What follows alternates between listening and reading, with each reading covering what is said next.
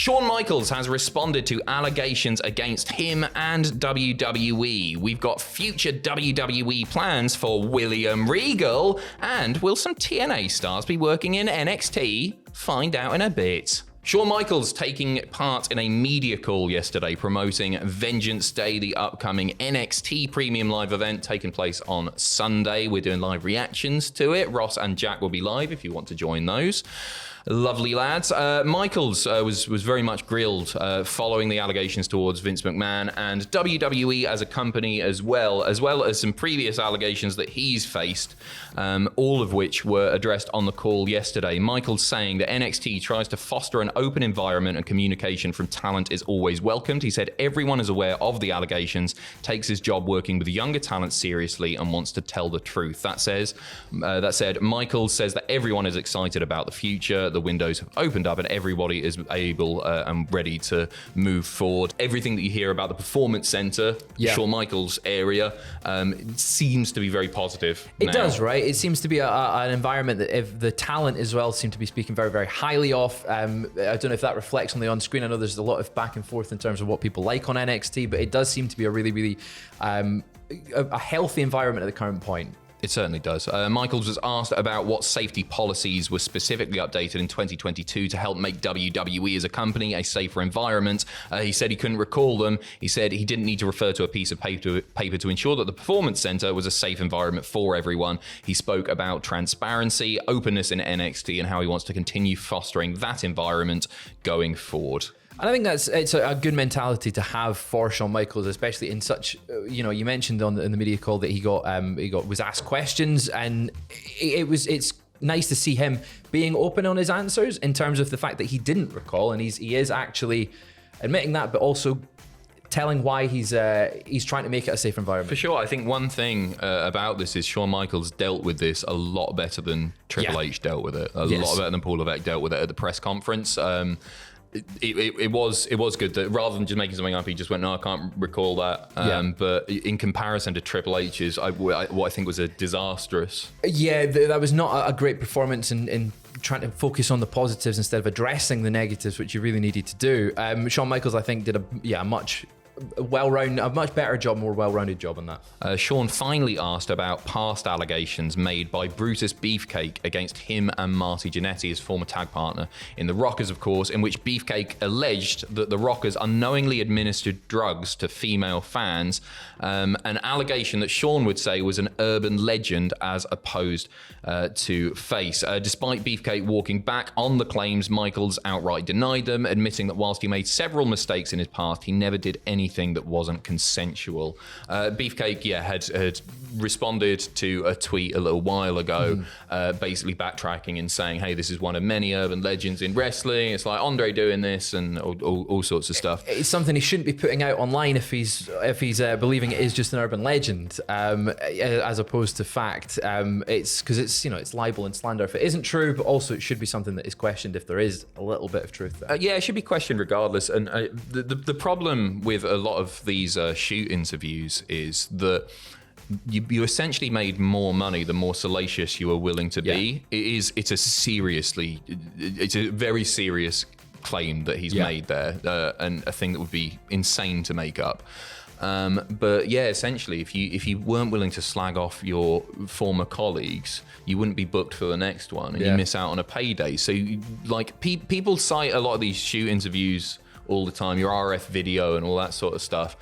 And I think you need to question motive on them with everything that's being said, because there have been things that have been said by old wrestling stars which have been proven to be untrue in the past. And so it's a complicated thing, isn't it? Future WWE plans for William Regal were also talked about during that Vengeance Day media call. Shawn Michaels talking about William Regal's cameo last week on NXT TV. Were you happy to see him? I was buzzing to see William Regal. Regal, the fact that he's been off TV due to his contract situation, he couldn't appear on TV, and now he's back. Hopefully this is a tease of what we're going to get. But Shawn Michaels saying on the media call, he said he came down here recently to endorse our new GM, Ava. She's already wielding pretty good power and doing a good job. As he mentioned to Ava, his phone is always open. He is there for her counsel in any way he can help. Here at NXT, when you have a stable and foundational person like William Regal, you have more than just one shot with him here and there. I think everybody was extremely excited about his brief cameo on NXT television. I have no doubt we'll have some other cameos by William Regal in the future as well.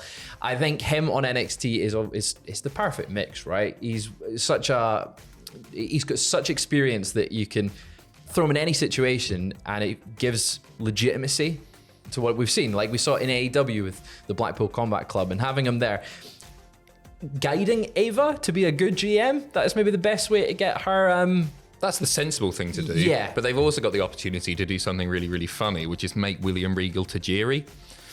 Ava is William Regal. Yeah. And William Regal becomes a little bitch boy. He gets to play the other side. I'd love to see that. I think that's really, really fun. He's scared of Ava. Yeah. Because of her dad. He doesn't want to mess with The Rock. Who's now one of his bosses, I guess, with the board. Yeah, I didn't even think about that. Yeah. What a confusing time. I mean, it's either that or you chuck him with his son and have him and Charlie Dempsey do something on NXT. Just get more William Regal on TV. And more Tajiri. More Tajiri, yeah. Moving on, Jim Ross sharing yesterday on social media that he has undergone cancer surgery. He said, had cancer surgery this morning on my right hip. All went well. Thanks for all your love and support. Previously, he's undergone 20 radiation treatments for skin cancer back in October of 2021. We just wanted to send all our best to JR. And we are finishing off, going back to that media call very quickly with Shawn Michaels, who was also asked about Jordan Grace and her Royal Rumble debut. What did he say about that? So he said, what if she'd be in... I've always sort of seen her from afar and I've always wondered, I don't know. What if she'd be interested coming down next year, coming to WWE? But my fault for never reaching out, because I assume if you're in with another company, that's not allowed. He went on to say, I think some things that probably were never even allowed to consider or look at in the past is at least something we can begin to look at and think about in the future. I, for one, very excited about that again, but those are those on a corporate level that I don't get a say so.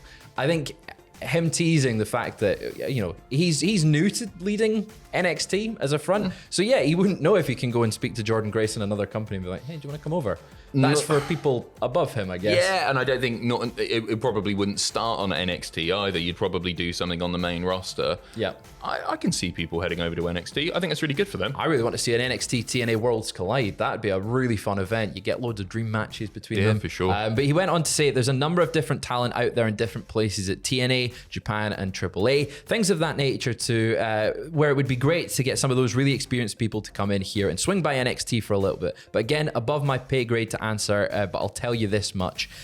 He says, I get mad at Hunter. I go, oh, it's okay for you, but it's not okay for us. So hopefully that's not a real corporate angle, really. But I try that as often as I can to see if I can get my own way down here. So it's certainly something I'm going to ask about in the not too distant future. Stay tuned there. Just before we go, Jordan Grace, we just talked about her there. She is going to be in action at TNA No Surrender, defending the Knockouts Championship against Giselle Shaw. Also, we found out last night on Impact that Alex Shelley will challenge Moose in a rematch for the TNA World Championship. That's your lot. We might be back a little bit later, but if not, have a lovely weekend. Take care of yourselves. Thank you. Give us a smile. Join me on Twitch later. Yeah, there you go. Twitch.tv/. What are you playing? I'm playing Uncharted 4. Never heard of it. What? That's outrageous. No, I think I've seen it. Tell him how wrong You're in the he is. jungle, right? Yeah, that's a vague description. Sounds good. Yeah, it's going to be good. Join me there. Twitch.